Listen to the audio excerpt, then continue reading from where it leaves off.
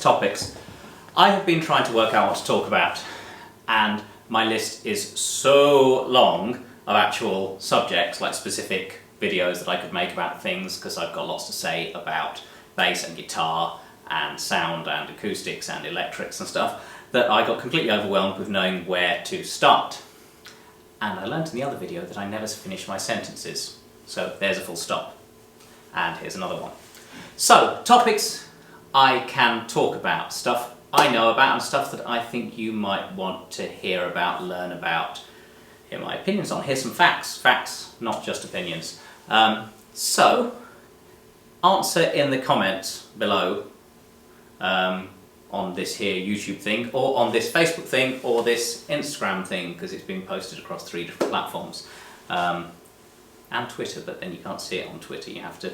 Anyway, acoustics for musicians. So there's loads to talk about, you know, boundary effects and room resonances.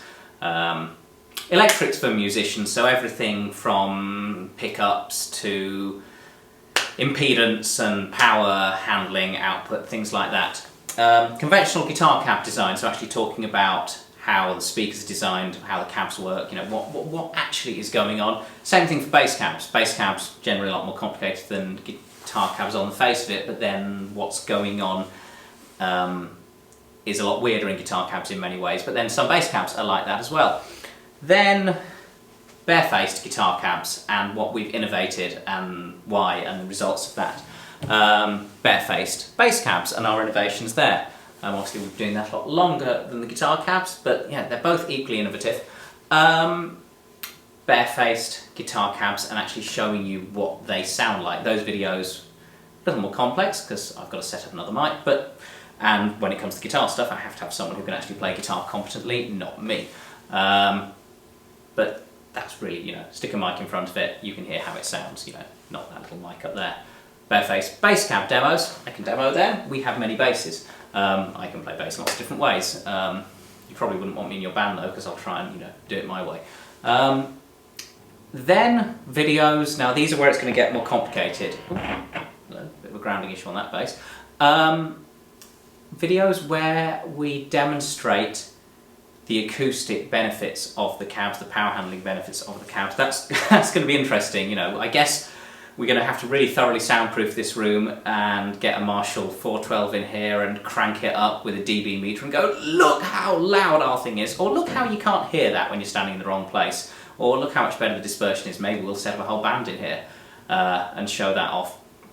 We shall see. Then there's other stuff. I've got lots of opinions on bass playing. I'm no session expert, I'm not a famous bassist, but I can play bass all right, and I have quite a unique style. So I've got a lot of thoughts on technique. It's also quite interesting to look at what the greats have done. So I'd love to sort of dig into all of that, you know, where we've taken influences from and where the... Yeah, I mean, I like bass playing. Obviously we have people here who can talk about guitar stuff. I don't know enough about guitar playing. I'm just in bands with guitarists, but they don't let me play the guitar because they don't... You don't want that happening. I've got a lot of thoughts on the creative side of bass playing and how you approach making bass lines for songs. I'm someone who's generally been in originals, either writing or co-writing or providing an original bass line for a new song, and that's quite a fun area to get into. I mean, that's why we do this, it's fun. Thoughts on songwriting. Anyone else write lyrics? I enjoy doing that. I'd rather someone else do the singing, but I end up doing the singing when I can't find anyone else to do it. Then, more techie stuff. We've been developing a bass amp for years now, and we are getting closer to the end, but we are very particular. It has to be really good. Effects pedal. Yes, just getting the bits finished off on this second prototype, or third prototype of this particular pedal. That'll be sooner to market than the amp, because it's not quite so complicated. Also then, I've started the whole pedally thing. And here's a pedal. Ooh, here's a pedal. the question is, what am I doing on the pedal front and why? And it'd be quite fun to get involved with the bassists who do effectsy things and find out what you're all up to and talk about my plans for a pedal board and history of that. And then we've also got pedals here that I'd like to demo. And then the other thing is demoing the basses we've got here, so you know, as well as the cabs. But you know, this is an old Fender-y type thing. I've got my custom 5 over there. There's my Warwick, which needs bringing back to life, which is onto its 3rd set of electronics. Some sort of experimentation going on there. I've got a new Stingray down there, one of the new 18-volt ones, which is amazing. I've got a watt player as well. So yes, that's my list of topics. I mean, on acoustics, there's probably like a few dozen videos worth. If I keep them down to 10 minutes, more than that. Yeah, the electric side of it. To be honest, the electrics and the acoustic side of things, there's probably a degree's worth of material in each of them. So we just have to start where we start and see where we get to, because I have to kind of run this business and not just make videos. But hopefully making the videos will cause people to buy things, which would be nice. And then we don't have to spend so much time on other marketing things. So, you know, this is education and marketing. But there's going to be a lot of truth in this, because I believe in truth. This is something... How long have I been talking for? 6 minutes.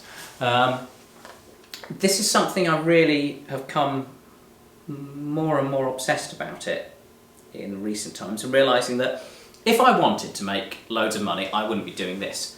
Now, I'm not going to change the world doing this, but what I can do is make bassists and guitarists sound better, and because of the way we don't just benefit from nicer tone, music happens better, so you get better music, so people getting, you know, better emotional experiences with music. It's just, yeah, people feeling good or people being cathartic or whatever. But also I come to realise that this really, it's not about money. I have to make the books balance, you know, otherwise we'll go out of business, and no one wants that. But what this is really about is making really great products that you buy so that you keep them for a really, really long time. Products that last seemingly forever. Lifetime products. Products that don't become obsolete. Products that remain repairable in the long term if they do get damaged. Yeah, things that don't end up in landfill. If you are going to have to buy a product from people who've put their blood, sweat and tears into designing it, and then built it and been paid a fair wage to build it, and they're trying to minimise waste, and they're trying to make something that means something and will be passed on to other people. You know, like, great stuff lasts. I don't want to be involved in disposable things, and that's been involved in the kind of the amp side of things. So yeah, I've got a lot to talk about, be it acoustics, electrics, sound, science, you know, engineering, music, gear, how it all, and it's all part of the same whole. They all interact. I couldn't do this without knowing engineering, without knowing music, without feeling, you know, about this. You know, you've got to be passionate about it, otherwise what's the bloody point? So I should stop there. I was trying to be succinct. I'll play myself out because I forgot to, you know, get a band. Where was I?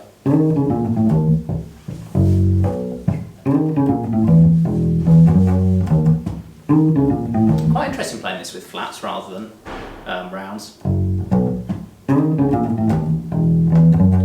That's the odd thing about flats. They don't sustain on the top strings. And then I think you get a feedback loop on the lower strings that's sort of keeping it going. I guess you get that more when it's turned up. Can